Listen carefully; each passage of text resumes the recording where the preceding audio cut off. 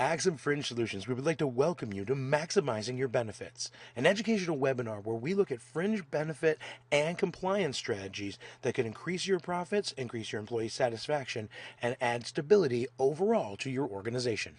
And to make sure we're on the same page when we say fringe benefits, we're talking about the health and welfare dollars provided by the government to contractors to provide benefits for employees.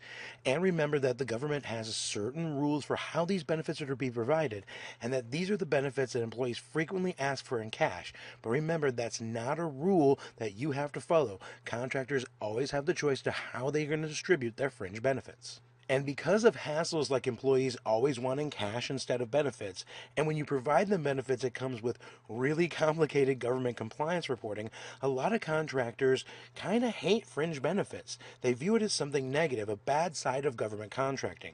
In fact, it's frequently referred to as the worst part of government contracting is having to do these fringes.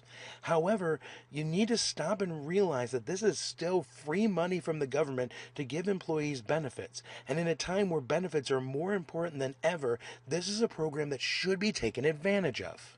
And in truth, that's the goal of this presentation, to realign your perception of fringe benefits and realize that they can be used to help you solve a number of problems that you're facing on a daily basis.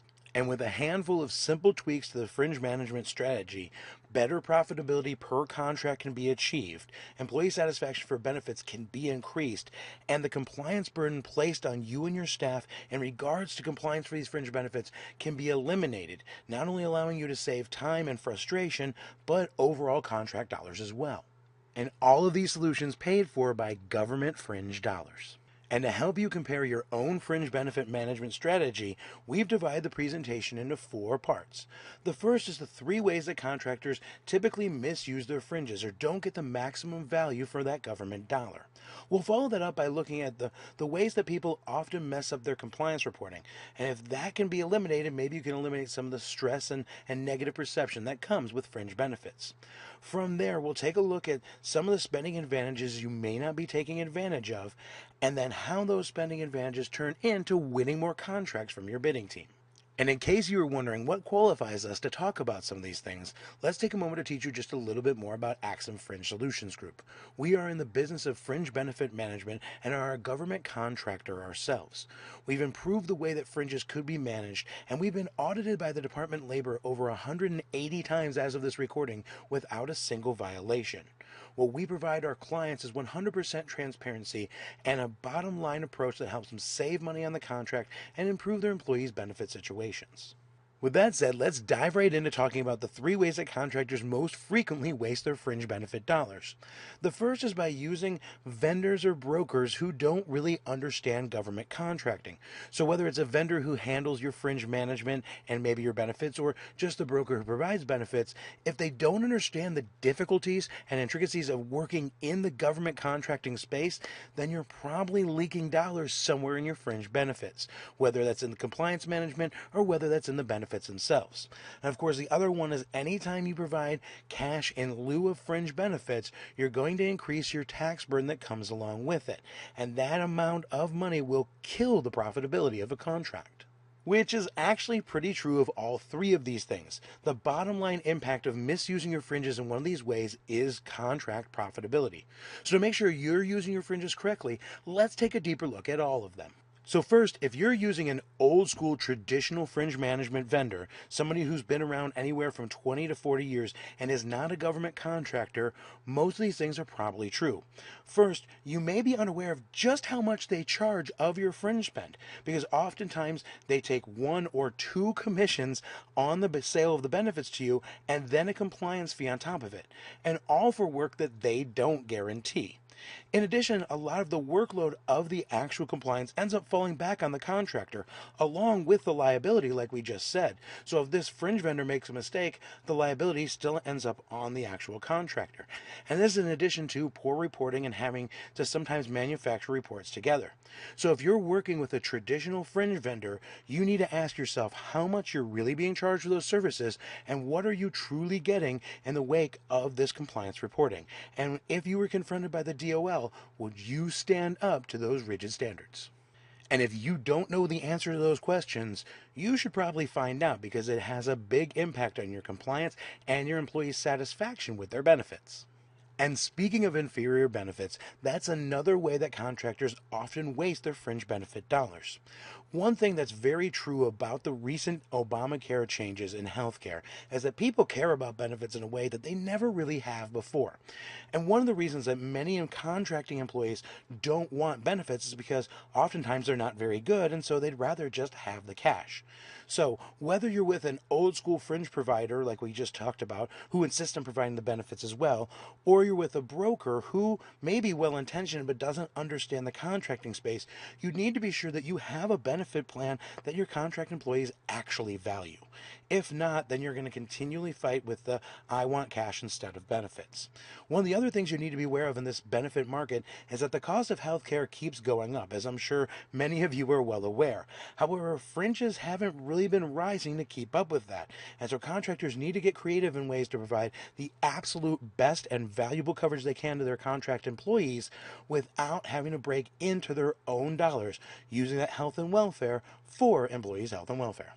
And as we've talked about several times along the way, cash in lieu of fringe benefits, or cash fringes, is also one of the ways that contractors waste their fringe dollars. This one isn't as direct, but it hurts both employee and employer. When you, of course, turn fringe benefits into wages, you make them non-taxable into taxable wages. So the government's going to add to the FICA futa suta of the employer and the employee. So if you have a $4.27 fringe right now, from the employer's standpoint, on just an average workman's comp, it's going to cost you $5.08 an hour, in addition to 81 cents per hour per employee, to pay for cash fringes. And while you may want to avoid not having satisfied employees and avoid compliance reporting, it's not worth 81 cents per employee per hour on a contract, especially when you have contracts with 50, 100, even larger amounts of people. But in addition to that, the employee is going to get their $4.27, then Uncle Sam is going to have his bite out of that money, and the employee is going to end up with somewhere around $3 and some change. So it's going to be $5.08 for the employer to get the employee $3 and some change for the actual benefits, and Uncle Sam keeps the rest. So cash fringes are not just expensive for the employer and the contract, they're expensive for the employee too. And so employers should be focused on providing the absolute best benefits they can to employees for a number of different reasons. Besides just saving money on cash fringes, 1 out of 2 employees say that benefits are the reason they work at their current company. And the younger workforce is almost at 90% saying that benefits are important. So if recruitment and retention and ultimately profitability coming from those two things is something you value as a contractor, then you really need to think about having an impressive and good benefits package that gets people to come to your company and makes them want to stay. And we know that a lot of contractors out there do their best to search out the absolute highest quality plan they can for the lowest price they can for their employees. But sometimes they run into roadblocks that they didn't know about or that their broker didn't know about because of government contracting and some other factors. So what we did here was provide just a couple of tips for better benefit spending.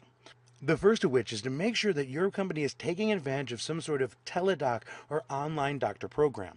This allows employees to meet with a doctor 24/7 for minor things like colds and flus and minor injuries and get the treatment and prescriptions they need, which should help increase employee satisfaction, but also has the effect of lowering your overall claims and medical costs as a whole. And if you're able to hold those costs down as a group, then your insurance rates won't get as high next year. Another thing to think about is making sure that your broker has benchmarked your population and understands who works at your company. Do you have a population that's older and more experienced? Do you have a lot of younger employees who are, moving towards family? Do you have a lot of families?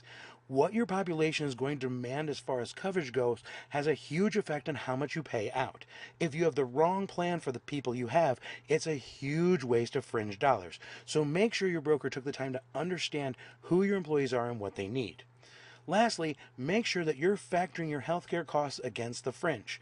Healthcare costs have rise dramatically and consistently from year to year, while fringe costs haven't so much. So make sure that you're accounting for next year. Your healthcare costs may go up, but your fringe dollars may not match it. However, we can't start discussing maximizing your fringe benefits spend and getting all the value you can out of every single penny until we talk about your compliance reporting.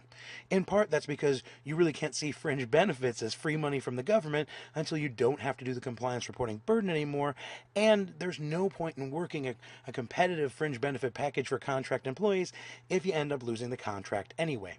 So let Axim guide you through the different aspects and items that the DOL looks for when they look at your compliance reporting for contracts. Now, it may not come as a big surprise to many of you that compliance reporting is really complicated. Just getting the information from the field to their supervision and then that information over to the payroll person or payroll company to get the employees paid takes some doing. But then the benefit information has to come from HR or another source about what benefits were provided for each and every employee. And all that information needs to be combined together. And that's just the first step of doing compliance reporting. Now, the second step is figuring out how it all fits together, and this can be very, very difficult. First, you need to be sure that all the information you got from the field was correct in the first place.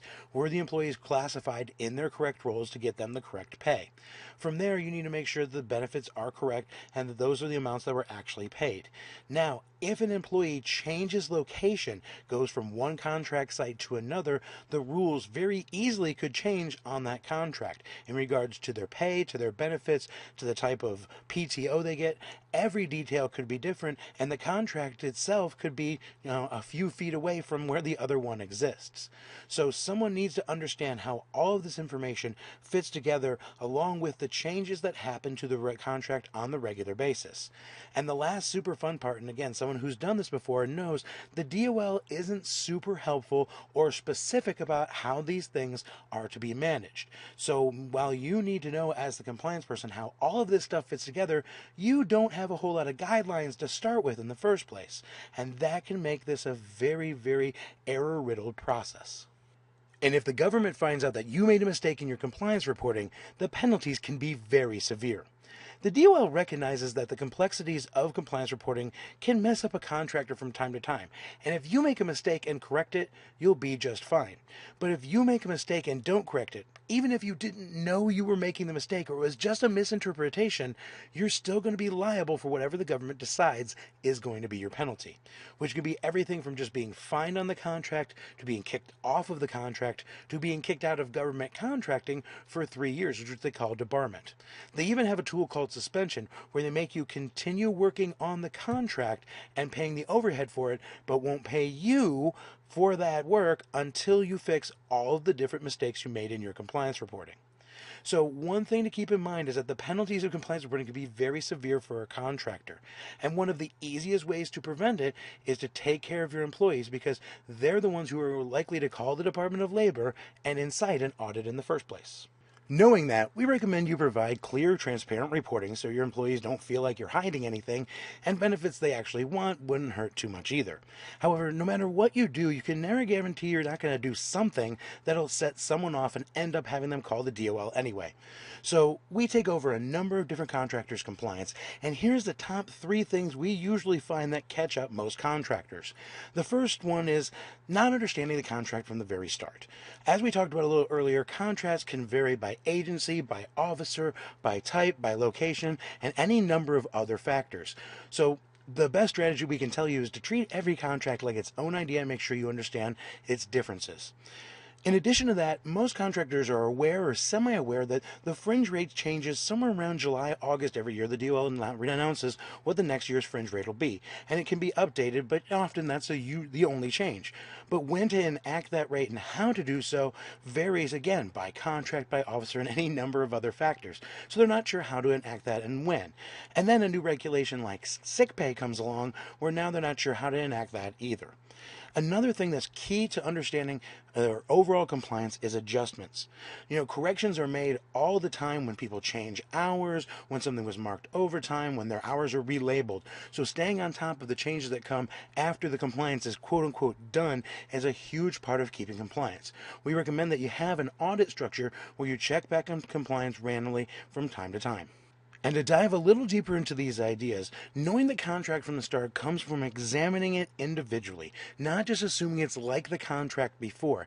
Even if you were on the contract for previous years, a subcontractor on it, or you have a contract just like it, 100 contracts just like it should still be treated individually because the devil's in the details. Things like classifications, things like PTO requirements, things like changes in location can trip up a contractor and again cause huge fines and disagreements to DOL despite the fact that you didn't know you were making a mistake.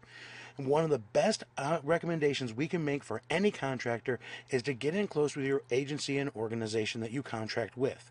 Make sure that you're always demonstrating to them you're trying to do everything you can to comply. Asking about rule changes, looking for clarifications, make sure you have paperwork that you genuinely try to do it right because that stuff matters if they ever come knocking on your door. Another good rule of thumb whenever you're faced with a tough compliance decision is to err on the side of the employee being better off than the company. If the choice is between holding on the funds until you know or maybe the employee gets a little more for a while, err on the side of the second one. The Department of Labor will always look kindly on that because you are doing the best for your employees. Holding on to the money just to make sure you're correct causes the employees harm and they'll see that as more of a selfish move. So if it comes down to it, err on the side of the employee getting a little bit more of the benefit and you'll stay kosher with the DOL. Another important aspect of your fringe compliance that you want to keep an eye on is carrier rate adjustments. This is when the carrier charges you something in 1 month, but then retroactively goes back and adjusts how much you paid for it after the fact. So you have an employee that you paid X number of dollars for in March, but then you find out in May that they actually charged Y. So whether it's more for the employee's insurance or less, it doesn't really matter from a compliance standpoint. You're going to have to go back and recalculate their fringe to find out if you owe them money or maybe if they, got a little bit more than they should have. These carrier adjustments to rates happen all the time, and if someone isn't going back and double checking that these rates aren't adjusted in regard to compliance, it could create a huge problem with the DOL because you were made aware of the adjustments, and not going back would be seen as something negligent by the DOL, or at least it could be seen that way. And when you go back to examine your own compliance processes, make sure that someone is accounting for this on your compliance team. Otherwise, you may have to go back and fix a lot of compliance from the last few years.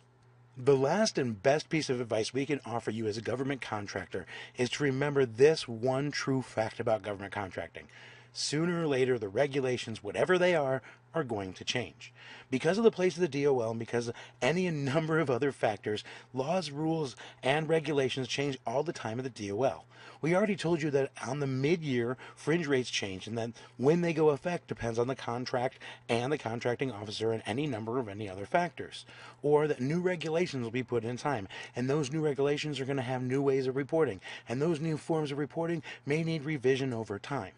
Now, another important thing to keep in mind is that the sick pay regulation that came out very recently now should be taking effect for most contracts that it's going to take effect for. So if you had a fringe rate that was higher, that 441 rate, because you didn't have sick pay, now you're probably going to have to start putting sick pay on your contracts very soon, which means you're going to have a lower fringe rate, now down to 413, to account for that sick pay, which means you now have less money to spend on your fringe.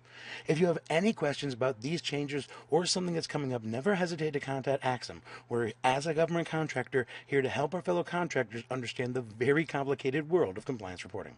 Now, once you feel safe and secure in your compliance reporting and that you can scale those results as you grow your contracts, the next thing to examine is how you spend every penny of that fringe and what you could be doing more to gain advantages for you and your employees on every contract.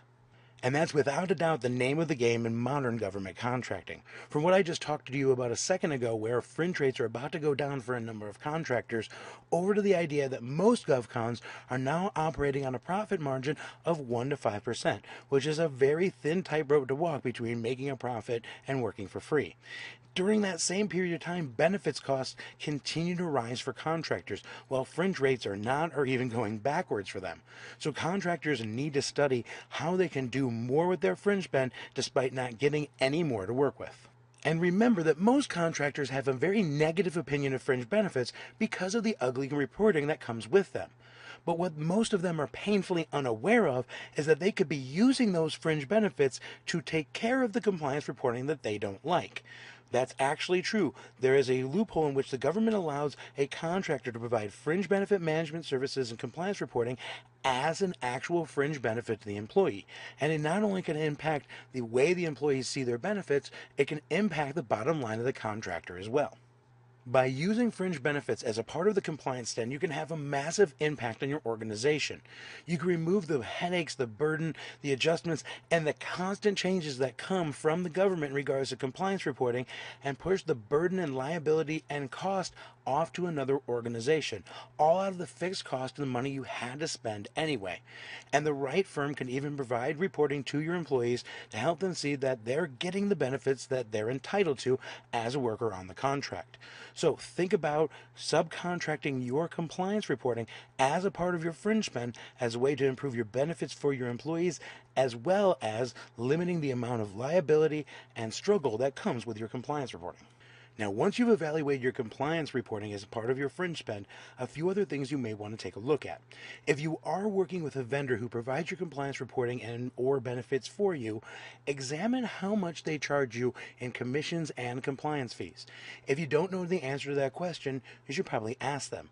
If they can't provide you a straight answer, you should probably be worried because chances are that answer is something you don't want to hear. Next up is, are your employees happy with your coverage? And I know that's always going to be a loaded coverage because, even Abraham Lincoln said nobody's happy all the time. Or you can't make all the people happy all of the time. But does your coverage fit who your population is? Are you taking advantage of the fact that you may have a younger or older population and skewing your plans towards those people? And have you sat down on any one contract and compared the side-by-side advantages of doing the compliance yourself, working with a firm like Axim, or cash in lieu of benefits, and seeing which one will give you the best advantages on your contract and which one will give you the best advantages to your employee? So think about all of those things when you go to consider your fringe spend. You should also be examining if you have a benefits package that makes people really want to stay at your company. And a byproduct of that is whether or not it makes them want to come to your company in the first place. Because as we talked about earlier, benefits are important to people in a way that they never were before. Say what you will about Obamacare, but it did change how people think about their benefits. And out there, you can compete in trying to raise wages for getting these different types of workers, which contractors are trying, but it's not a sustainable approach. Somebody who will go across the street and work for someone else for 50 cents will come back to you for 75 cents, but go somewhere else for $1.25. But if you have a benefits package that's hard to walk away from, it's an ultimate recruiting and retention advantage. And since you're getting money from the government to pay for benefits in the first place, it's an inexpensive one for contractors to take advantage of. So employee satisfaction, while again a difficult goal to attain, is mega important when it comes to actually recruiting and retaining your employees. So whether it's the employees you have now or the ones that are leaving, make sure you get what their real opinion is to their benefits package and seek to improve the things that they may not find satisfying about it. So if a contractor is willing to make a few tweaks to their overall compliance structure and alter the quality of their overall fringe benefit package, they could see a dramatic impact in their ability to go after and win bids without sacrificing their profit margin, because they'll have a different overhead factor in their wrap rate. Let me show you what I mean by that. A wrap rate is a basic equation contractors can use to help figure out their labor pricing on a contract. You begin by averaging out the different wage rates on the job to get one average wage rate. Then you add in things like the fringes, the taxes, and other indirect costs that just come with doing payroll. From there, you factor in any general and administrative overhead costs, things that include the fringe benefits, as well as any overhead or any fee that comes with your compliance. When you add all of those things together, you get a total amount of expense for the employee per hour, factoring in all the different parts of the labor. Now, all you need to do is know how many hours are on the job to figure out the total labor price. Now that wrap rate, of course, is just a basic equation to kind of start from. There's a number of other factors you may want to consider when you're doing your labor pricing. For example, any double time or overtime pay or any holiday pay that may come with the job, as well as any weird collective bargaining agreements, any other PTO requirements that you may have to deal with as well. And of course, don't forget about your normal turnover rate and the replacement costs that come with finding new workers. You may want to throw in a profit margin in there as well. And once you reach the point where you truly understand your labor costs, or the best that you can based on the information you have, now you can go about making changes to those labor costs and improving your overall ability to bid on contracts. And to better understand that, let's take a moment to look back at that wrap rate. The first two parts of the wrap rate are going to be difficult to make any impact on. The average rate hour per job plus the fringe rate and the FICA rate and all the things that come with paying people, those are all standardized things that the government will change if it comes up. Where a contractor can attack a wrap rate equation is in the G&A and overhead section. And this is where limiting things like turnover and the back office expense that comes with compliance reporting and all the administrative expense that comes with both of those things can have a huge impact on your ability to lower your labor costs, along with any other overhead costs and administrative costs you can save as well. Doing that makes you a fierce competitor against other bidders who are not doing their fringe benefit management and not paying attention to how they can maximize their benefits to keep employees on board. So this is how a contractor can truly use fringes to win more bids, by using it to attack their G&A overhead costs and make them be able to bid lower. Now, we've thrown a lot of information at you in a very short period of time, so we want to take a moment to wrap up, it's an ugly pun, and make sure that you come away with the things you need to improve your business from our time together. What we really sincerely hope is that you've taken a moment to learn a little bit more about fringe spend and compare what you're doing to different ways to approach your overall fringe position. With everything from compliance reporting to how you do your wrap rates to how you value your fringes and present them to your employees, are you doing everything you can to maximize the money that the government gives you for benefits? And if you are, how could you be taking advantage of that to help grow your company and win more bids? And once again, if you have any questions about any topic we've talked about today, or just a question about compliance for a fellow government contractor, don't hesitate to contact us, because we're happy to help. Thank you again for your time and attention, and have a wonderful day.